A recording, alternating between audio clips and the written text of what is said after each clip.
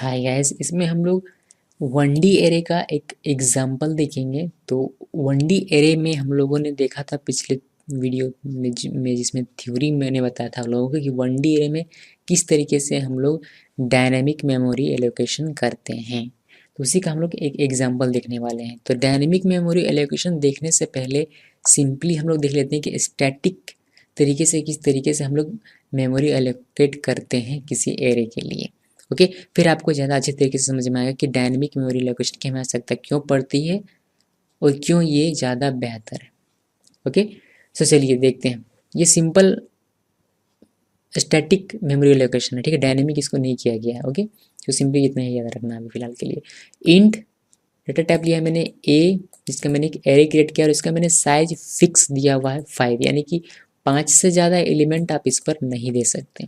5 से ज़्यादा एलिमेंट ये स्टोर नहीं रख सकता है। एन वेरिएबल है, आई वेरिएबल है, टोटल इक्वल 0। इसमें सिनेरियो पूरा ये है कि ये पूछ रहा है सी आउट के थ्रू कि इंटर नंबर ऑफ एलिमेंट्स, यानी कि कितने एलिमेंट्स आप इंटर करना चाहते हैं, कितने एलिमेंट्स, आपके एलिमेंट्स का नंबर कितना है, मतलब कितने नंबर्स ऑफ एलिमेंट आप इंटर करना चाहते हैं। तो यूज़र इनपुट करेगा जो भी इसको इनपुट करना है, जितना नंबर वो इंटर करना चाहता है वो खुद से डालेगा, ठीक है।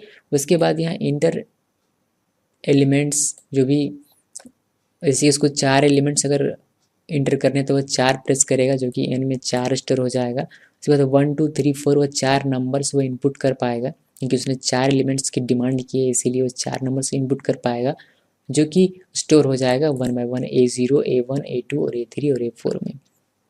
ओके, फिर सी आउट के थ्रू मैं 1 बाय 1 उसको प्रिंट कर लूँगा, साथ में मैंने उसको टोटल भी कर लिया है और फाइनली हमें उसका टोटल मिलेगा। ओके, तो ये बहुत ही सिंपल सा और अच्छा सा प्रोग्राम है। चलिए इसको हम लोग रन करते हैं, ठीक है। इंटर नंबर ऑफ एलिमेंट्स मैंने दिया 4 और मैं फिर बोल रहा है इंटर एलिमेंट्स, तो मैं एलिमेंट्स एंटर कर रहा हूँ 1 2 3 4।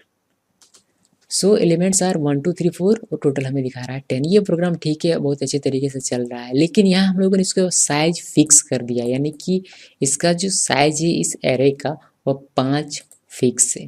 इसका मतलब ये हुआ कि यूज़र से जब हम लोग ये क्वेश्चन पूछते हैं कि इंटर नंबर ऑफ एलिमेंट्स, तो यूज़र 5 से ज़्यादा यहाँ इंटर नहीं कर सकता। अगर 5 से ज़्यादा अगर इंटर करता है तो आउटपुट से गलत मिलेगा, कोई भी गार्बेज वैल्यू में भी आपका आ सकता है। जैसे कि यहाँ चूँकि ये स्टैटिक है, यानी कि फिक्स कर दिया हमने इसका साइज 5, तो ये डायनेमिक तरीके से इसका मेमोरी एलोकेशन नहीं होगा, यानी कि यूज़र को चाहिए कि वो 5 से हमेशा या तो 5 एलिमेंट्स इंटर करे या फिर 5 से कम करे, 5 से ज़्यादा वह नहीं कर सकता, बिकॉज इतना हमने हमने हमने इतना मेमोरी एलोकेट नहीं किया है इस प्रोग्राम के लिए। 5 से ज़्यादा एलिमेंट के लिए हम लोगों ने इसको नहीं बनाया है, ठीक है। तो यूज़र अगर यहाँ 8 इंटर कर देता है और जब वह एलिमेंट्स इंटर करता है 1 2 3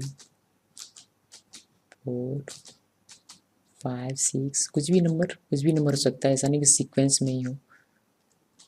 जब ये 8 एलिमेंट्स स्टोर करता है, कर देता है, इंटर कर देता है, तो यहाँ देखिए आप एलिमेंट्स आर 1 2 3 4 6 23 आ रहा है, जबकि 23 हम लोगों ने यहाँ कहीं इनपुट ही नहीं किया।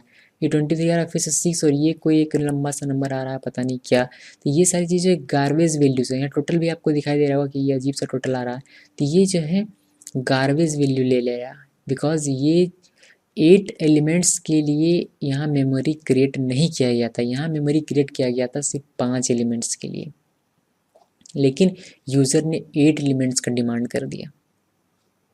सो इस प्रॉब्लम को दूर करने के लिए हम लोगों ने डायनेमिक मेमोरी एलोकेशन का यूज़ करना सीखा, जिसमें कि यूज़र ही डिसाइड करेगा कि उसको कितना मेमोरी एलोकेट करना है। हम कुछ नहीं करेंगे, हम यूज़र को दे देंगे पूरा प्रोग्राम बनाकर, आप खुद डिसाइड कर लीजिए कि कितने आपको कितना मेमोरी चाहिए आपके अपने प्रोग्राम में। ओके, बेसिकली ये अगर मैं आपको रियल वर्ल्ड एग्जांपल अगर इसका दूं, तो जैसे कि किसी कंपनी के लिए आपने कोई सॉफ्टवेयर बनाया है, तो अलग अलग कंपनी में अलग अलग एम्प्लॉयज़ होते हैं, नंबर ऑफ़ एम्प्लॉयज़ होते हैं, ठीक है।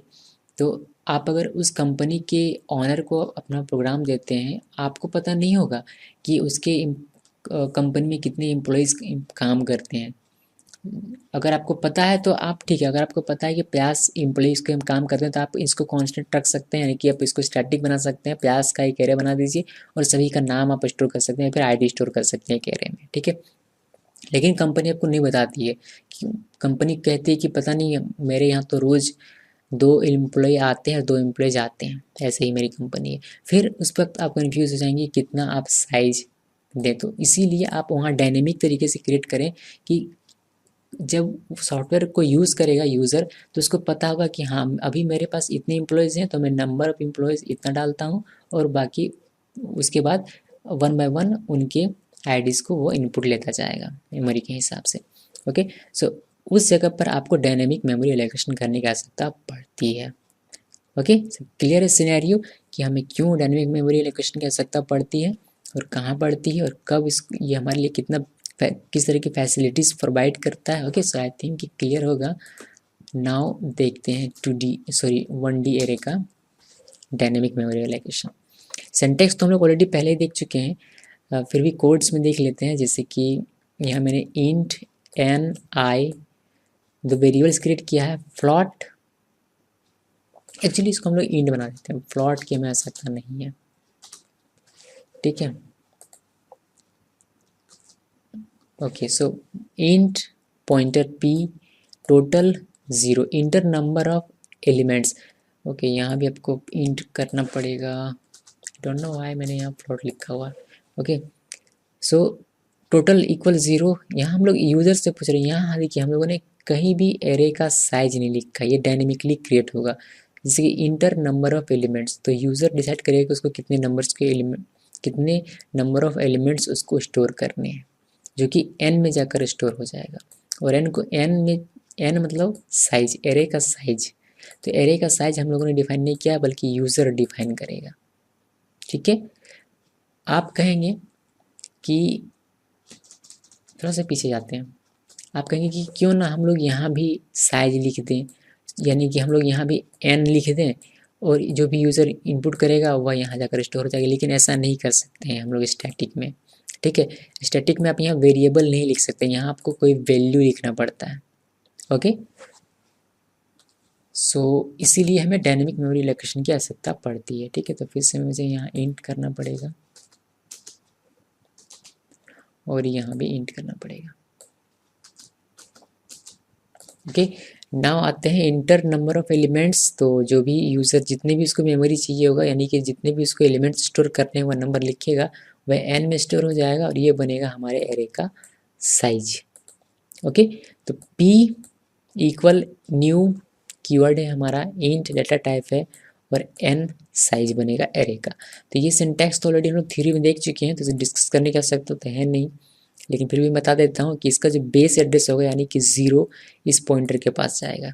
ओके, उसी से हम लोग सारी इसको एक्सेस करेंगे, इसको डिस्प्ले करेंगे, जो भी हम वर्क करते हैं उसी से करते हैं। Okay, now inter n elements, n means जो भी यूज़र ने इनपुट किया, जैसे कि 8 यूज़र ने इनपुट किया तो इंटर 8 एलिमेंट्स यहाँ स्क्रीन पर दिखेगा, और 1 बाय 1 इस फोर लूप के थ्रू सभी एलिमेंट्स 1 बाय 1 स्टोर होते जाएंगे। पहला जो होगा वो P0, फिर P1, फिर P2, फिर P3, फिर P4, इस तरीके से 1 बाय 1 सारे वैल्यूज स्टोर होते जाएंगे इस एरे में।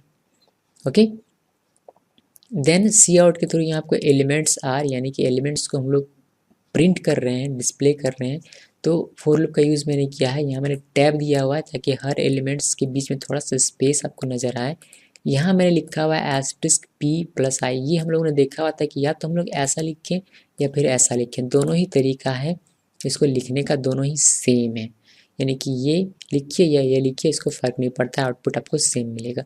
साथ में मैंने यहाँ टोटल कर लिया, total equal total plus PI, तो ये 1 बाय 1 टोटल होता जाएगा, ठीक है।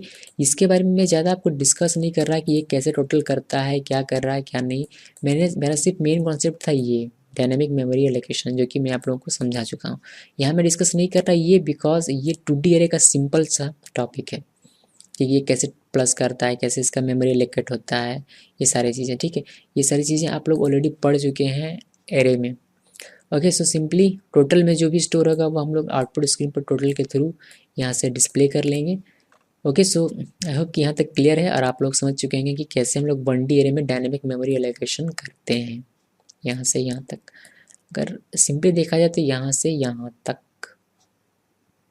यस यहाँ से यहाँ तक, सॉरी ये सिर्फ ये लाइन ये यहाँ से यहाँ तक ही अगर देखा जाए तो डायनेमिक मेमोरी एलोकेशन के लिए काफ़ी है।